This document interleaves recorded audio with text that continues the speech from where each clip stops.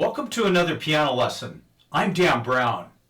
In today's lesson, you'll learn how to play the Floyd Cramer slip note style in the key of E. So if you're ready, head on over to the piano. We're going to get started right now.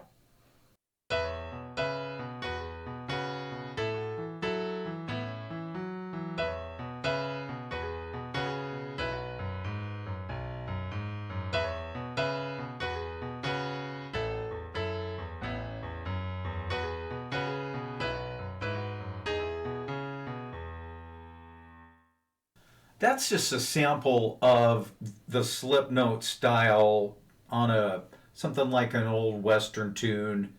And this pattern in the left hand, I call that trails. I've already done one lesson on it, and that's in the key of C. I'd really like to do that lesson in other keys, and let me know if you've tried that or you think that's helpful. The great thing about this trails left hand is you can do honky tonk. You can do, of course, the slip notes. You can play chords. So it's a great left hand. Now for today, we're not gonna play a bass line. We're just gonna lay down a note. So what you can do, you can play an E here, you can play your E here, you can double up your bass, however you want to do that. I just want to let you know this before we get started. This technique is probably one of the most difficult things that you're going to do as you play country piano. We have the honky tonk, and with that, this part is what I want you to do first, and then the trills will come later. But I just have to tell you, the slip notes are, it's like so many other things in life. They're challenging, and they're gonna require some diligence on your part. But after you learn how to do them, you're gonna love them. You're gonna be doing them all the time. Take a B and an E and play those. I'm using my pointer finger and my pinky. You can't really tell because my other fingers were hidden. And then what you do, you play two things, but you keep this note right here, this E, you keep that down, and you let the B go, and you play this C sharp. Watch. That's the slip note. And when you start doing it, it's going to sound just like that. And guys, please don't beat yourselves up if you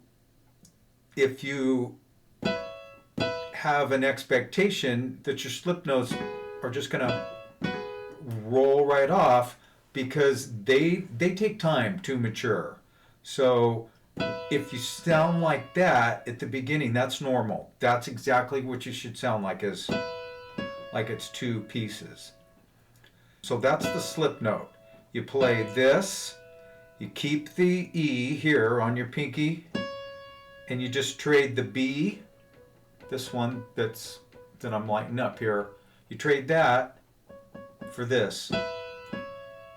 That's what I call the upper slip note. So if you have your E chord here, this is the first place that you can play your E chord. It's often called a root position. I'm going to add an E here. That's kind of just like it's like just filling out your E chord with the octave here. So I call this the upper slip note, and I call this the lower. Now let's get back to here before we move, because here's what I have to show you. After you do that, it's very often followed by this interval of a fourth. We get that fourth by just counting up a B major scale, 1, 2, 3, 4. So you play the slip note, and then you fall back on the fourth. And that's it. That's the upper slip note in E. It will sound like this when you start.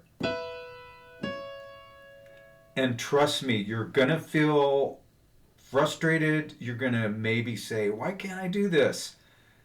I keep trying to do it, and it's going to be frustrating. Just trust me. But it will grow. It will come into place for you. Here's the lower slip note in E. Play these two notes right here. It's also the interval of a fourth. And then let this F sharp go and play your G sharp. Watch. And when you do them quickly, it's almost like one note.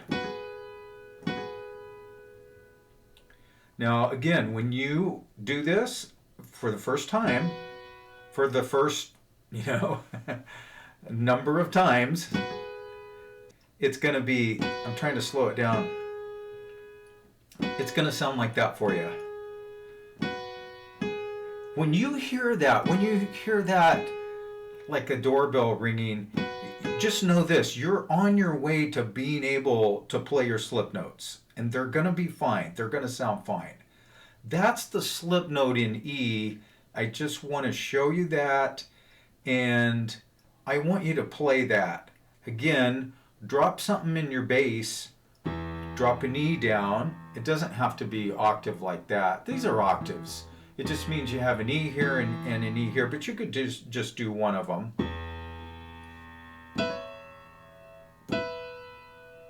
So I played the slip note and the fourth. Here I'm going to play the slip note and the fourth again. The slip notes and the fourths are like best friends. They like to be together. They're best buddies, and they're just gonna all the time. They're gonna be together, and you mix them up, and you're gonna get a nice sound. I hope you enjoyed that lesson. Just remember to be patient with yourself and give your music time to grow. Thank you for joining me today, and I'll see you back real soon. Bye-bye.